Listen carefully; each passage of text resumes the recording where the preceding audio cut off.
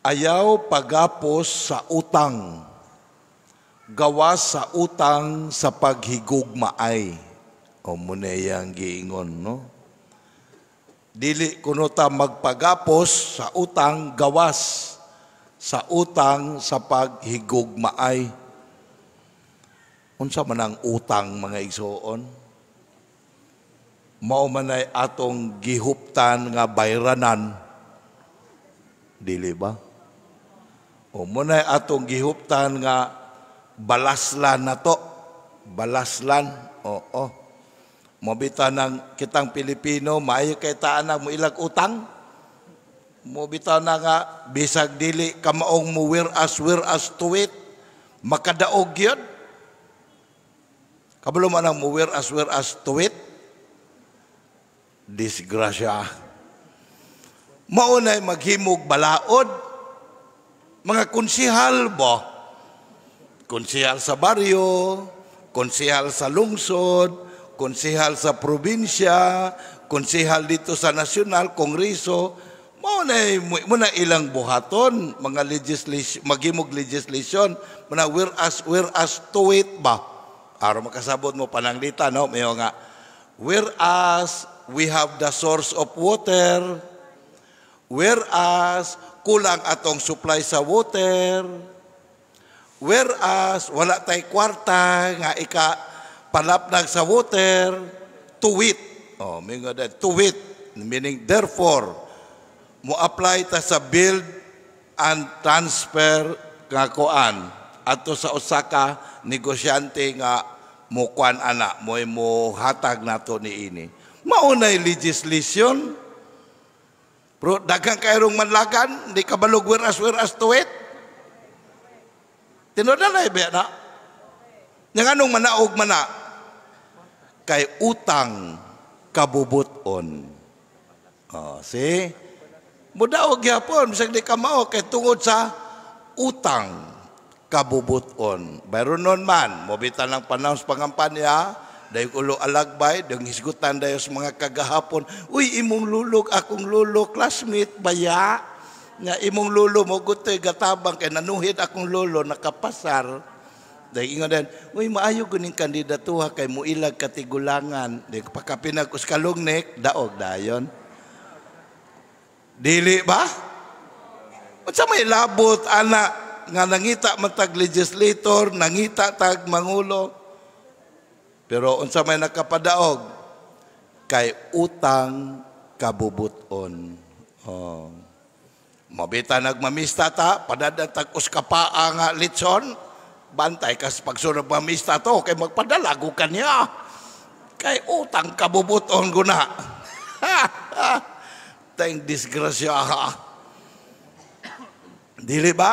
Oh. Sumuila tag utang kabubuton. Na kini mga igsuon, kani nindot kayo ni nga value natong mga Pilipino, pero ekspresyon ra ni sa mga igsuon sa tinuod nga pagpadayag sa utang kabubuton. Nya karon mo ni gipahinumduman ta ani. Unsa mga utang ang gipahinumdum nato ron? Utang sa paghigog maay. Nganong nautang naman nato na noon ni? Aron makasabutaan ni mga igsuon, aron makasabutaan ni, balik ta sa theology of life. Sa mga theology of life, kana bang, kuan ba, kanang dugukan sa atong kinabuhi. Bason lamang kung maka-appreciate pataan ni rong panahuna. Kay unsa day ang theology of life, nga kita nagtuo, nga adunay magbubuhat og tuburan sa tanan mga igsuon. Namo ni ato pagtuo nga ang tanan nagagikan anang gitawag og Dios. Na ato nang balikon kay challenge na kayo nato nirong panahona mga igsuon, kay giguba ang ato ang pagpanabot sa atong kinabuhi, kay kita kuno nakakupot tatag kinabuhi, accident lang ni siya, kay doon na nahimo nga life form gikan sa evolution sa single atom. So tanan wa nagagikan sa Dios. Mao na nga nawala na ang atong moralidad mga igsoon, nagkahanaw na. Kay wa naman ta kahibalo sa source sa ato ang existence. But for us believers, dili na mo'y atong gituuhan. Ang atong gituuhan, mga igsoon, nagagikan ang tanan sa usa ka magbubuhat ug tuburan sa kinabuhi nga mao ang Dios. Mabita nang gipasabtan ta nga ang atong kinabuhi gikan sa Dios. So kung ang atong kinabuhi gikan sa Dios, unsa din ang kinabuhi ang nga nadawat nato sa Dios. Mabita na mga igsoon, nagpasalamat ta sa atong Ginoong Hesus kay pinaagi kanya giklaro na gyud kaayo nato unsa di ay ang Dios. Aron nga masabtan nato unsa makabalutag unsa ang Dios, makasabot ta sa kinabuhi nga atong nadawat gikan kaniya. So unsa man ang Dios, pagpadayag sa atong Ginoong Hesus, di ba? Ang Dios gugma man. So kung ang Dios gugma, so unsa day ang kinabuhi nga atong nadawat sa Dios? Unsang klasiyas kinabuhi? Kinabuhi sa gugma. Mo kuna logical kinakayo. So kay kinabuhi man sa gugma ang atong nadawat, munang ang atong pagpakabuhi o kinabuhi nga atong ipadayag kinabuhi sa gugma. Unya kay nawala man tani mao nga pagpanabot, mga igsoon, nawala naman is atong pananaw o pagpanabot sa dihang misulod ang kaaway sa Dios nga nagtudlo natog pagtulunan nga sukwahi sa kamatuuran nga atong nadawat gikan sa Dios, may igsoon. Mo nang miani atong Ginoong Hesus aron ipabalik ta sa maong kamatuuran, aron mo balik ang kadagaya sa atong kinabuhi ug mapuy-an nato ang kamatuoran sa atong kinabuhi. Unsa man ang atong kamatuoran sa kinabuhi, mga igsoon? O mo ni siya, munang ang atong Ginoong Hesus naghatag natog balaod, di ba? Tong gipangutana siya, unsa man ang pinakaimportante kayong balaod nga sundon sa tao? Unsa giyon sa atong Ginoo? Pamati katawhan sa Dios, Israel. Mauni ang pinakaimportante, muni pinakalabaw. Bisan ang baka dili makalabaw. Ane no? Oh, pinakalabaw na siya. Oh. So, unsa man ang balauran na? Higugmaon mo ang Dios labaw sa tanan. Mao gyud na siya. Kinanglan nga kabalutang mahigugma sa Dios. Kay mo maninawala nato, mga igsoon. Nganuman, kay kung di ganita mahigugma sa Dios, mga igsoon, labing siguro di kita magkinabuhi sa iyahang kabubuton. Nganong magkinabuhi matas iyang kabubuton, kay mo man ni ang rason nganong kamo ug ako gipakatawo. Di ba sa gingon, magbuhat tag tawo sama sa atong larawan og kasamahan. In one word sa English, unsa man na? Picture. Oh, muna sa one word in English, picture. Oh, namoy picture? Oh, naata na. Nya isa may nakita sa inyong picture, inyong silingan? Oh, inyong nawong. So munang gipabalik tas atong Ginoong Hesus. So aron mabalik ta, munang kinahanglan mahiuli ta sa tinuod nga kinabuhi nga nadawat nato sa Dios nga mao ang kinabuhi sa gugma. Nya anong nahimo naman nung utang na nato nanuon ning gugma? Nahimong utang, mga igsoon, tungod kay ato maning ikinabuhi. Balaslon man nato ni sa Dios. Nganuman tan-awa, tungod sa dakong gugma sa Dios kanato, mga igsoon, kamo ug ako kita gipakatawo ni ining kinabuhia, ning kalibutana. Dili sa atong katuyuan, dili sa katuyuan sa atong ginikanan, kundi katuyuan niya nga naghatag sa atong kinabuhi. Munang balaslon kay nata utang kabubuton nato na, mga igsoon. Maubita na kita mga tao nindot kay gitagaan tagasa kitang mga Pilipino. Unsa nga gasahaman, muila tag utang kabubuton. Pero kinahanglan nga atong ipalalom, mga igsoon, pagpanabot unsa ning utang kabubuton nga atong nasinati. Kedadto nato ni sa salalom nga pagpadayag ni ini. Kaya nga atong pagilag utang kabubuton sa isig ka tawo, mga igsoon, timaan lamang ni siya sa tinuod nga kinsay hatagan natos utang kabubuton. Kinsa man? Ang Dios. Muila makitag utang kabubuton sa tao nga wa makahatag sa atong kinabuhi. Di makaluwas nato. Ang Dios pahinuan nga mo ituburan sa tanan. Anak nato ipaila mga igsoon, tinuod nga utang mo ni gipasabot dinhi mga igsoon. Mao na nga supposed to be mo ni ang balaod sa atong Ginoong Hesus maghigugma ay di ay ta. Mao na nga kitang mga Kristiyanos atong Christian society maghulma ta og sibilisasyon sa gugma.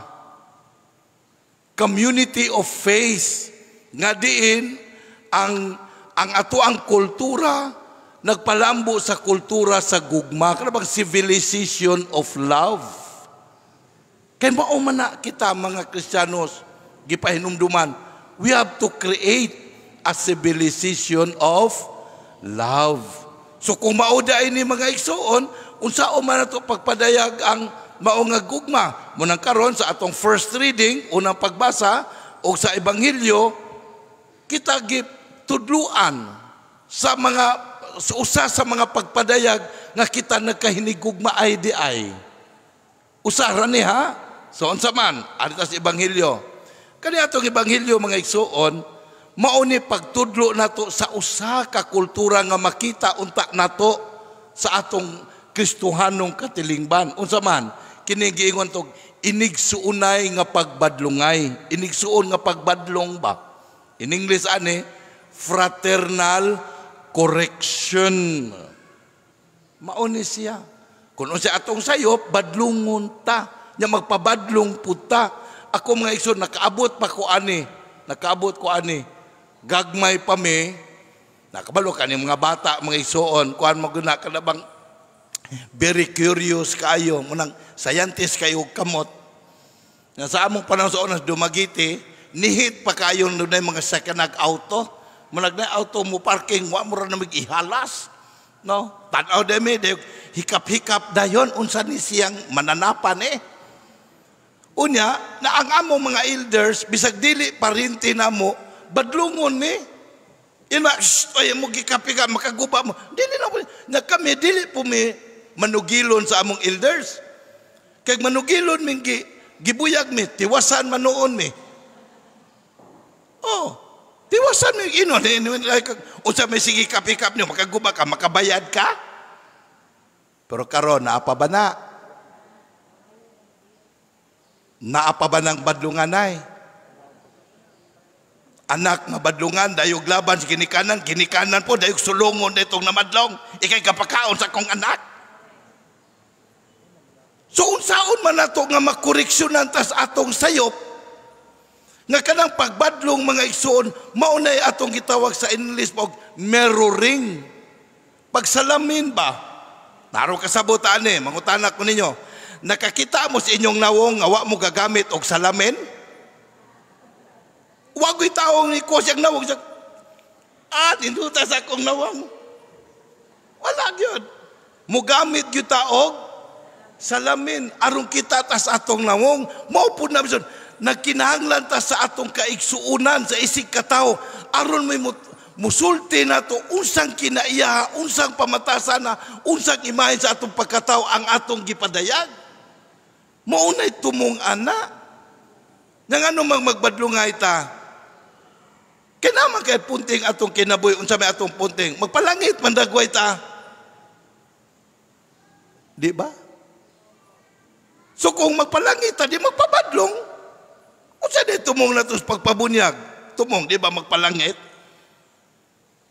Muna ikiingon sa unang pagbasa, kakuha mo sa unang pagbasa, ni Propeta Ezekiel, unsa giingon din ang usa ka tawo gani nga dautan niya, mamatay siya, unya, sa iyang pagkadautan niya, dili ni mo sa badlongon, so di sa kahibalong nga dautan na siya, ini kamatayan na niya, nga nagpabilin siyang dautan, ikaw nga wala mamadlong, ikaw mo'y paninglan. Na, there's Ezekiel.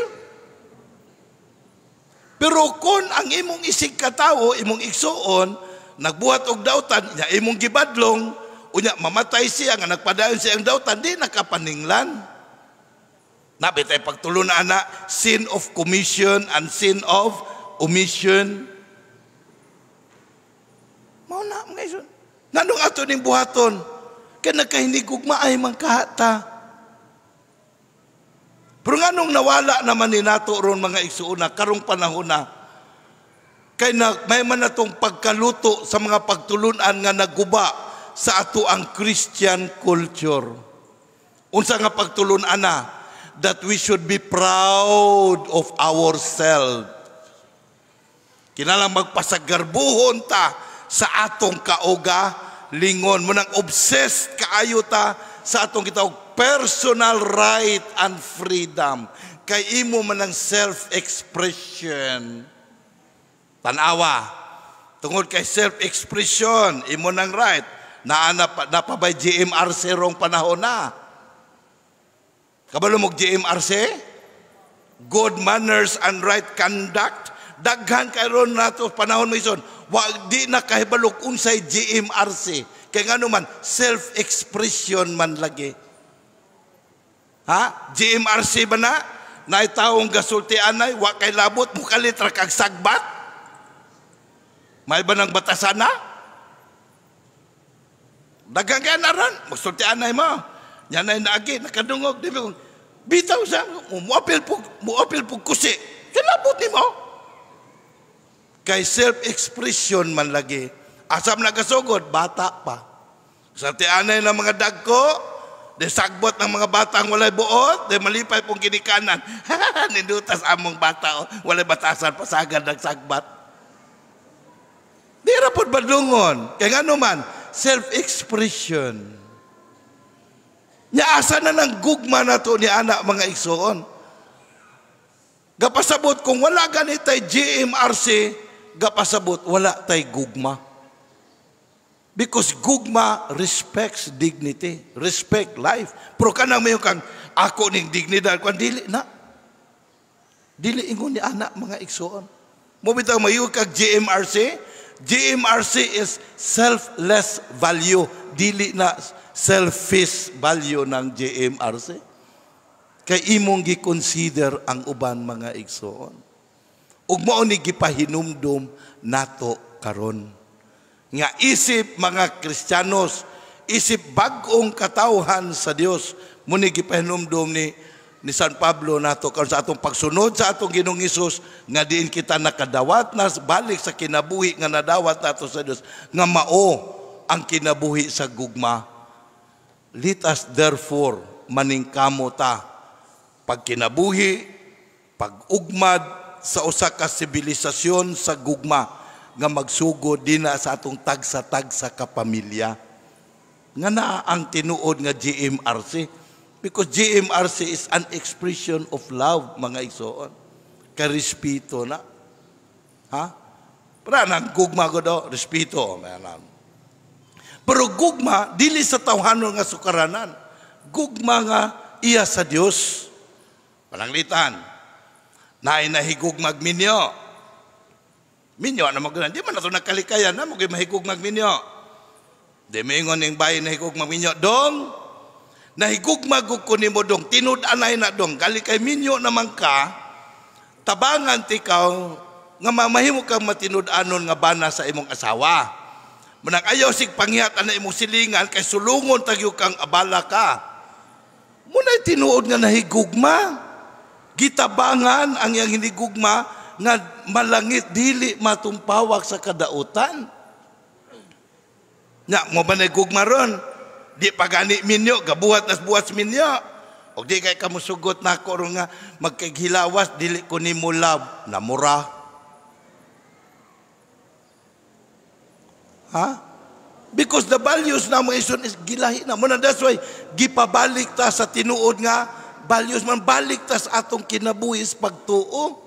Pagtuo nga to sa Dios, pagtuo na to nga to sa atong Ginoong Hesus. Aron makabalutan nga mutuo, nga din ang kinabuhi dahil nga nadawat nato sa Dios may ison, kinabuhi sa gugma. Okay, gugma man, mo nang dili muguba. Mo nang giingon ni San Pablo sa sikan, kung naaga ni atong gugma, because ang gugma mo na muna the only medicine aron maalin ta sa atong mga kagubot ug mga pagpakasal. Muna yung ningon nga, ningon ang balao, dili ka manapaw, dili ka mangawat, dili ka mamakak, mabutang mo. Nasa second reading, naklaro ninyo to? Ngano nang hitabo ni? Kay wala may gugma. Pero kung mabalik ta sa gugma, mga igsuon, this is the only antidote. Nga mabalik ta sa tinuod nga kalinaw, tinud anay nga relasyon sa usag-usa isip mga anak sa Dios. Muna mga igsuon, maginaot kita nga nining ato kanunay nga pagsimba, pagsaulog santos nga misa, pagpaminaw nato sa pulong sa Dios. Dini unta padayon ta pakigbisog sa atong panaw sa kinabuhi sa kaluwasan, maningkamot ta to build a civilization of love nga nagasukad sa ato paghigugma sa Dios o sa paghigugma sa isikataw. Panginaot nga ning atong pagpakigbisog sa kinabuhi sa kaluwasan maigsuon, muni makapasulod nato sa gisaad nga Pinoy-anan sa kaingpitan, ang Pinoy-anan sa langit sa kinabuhing dayon. Amen.